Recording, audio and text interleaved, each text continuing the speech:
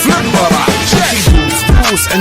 भी ऐसे ही डांस करोगे जब नीट 2025 में आया हुआ सवाल चुटकियों में बनेगा।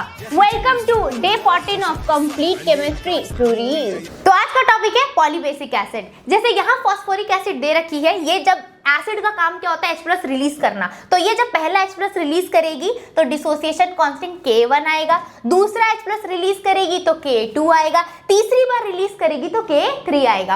अब इसका ओवरऑल कंबाइंड रिएक्शन जब तुम देखते हो तो इसका K पूछता है।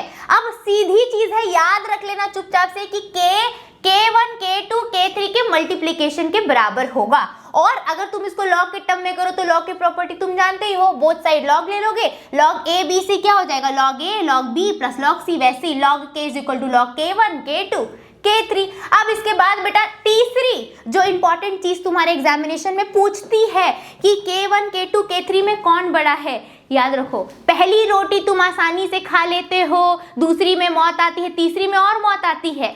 याद रखना H3PO4 पहली बार H+ इजीली रिलीज करेगा तो K1 की वैल्यू ज्यादा होगी, देन K2 की, देन K3 की। इसका मतलब जो पहले H+ रिलीज कर दे वो उसकी K की वैल्यू ज्यादा, अर्थात वो एसिडिक स्ट्रेंथ उसकी उतनी ही ज्यादा। तो अगर मैं एसिड की बोलूं तो ये सबसे ज्यादा अच्छा एसिड है as compare to this and as compare to this.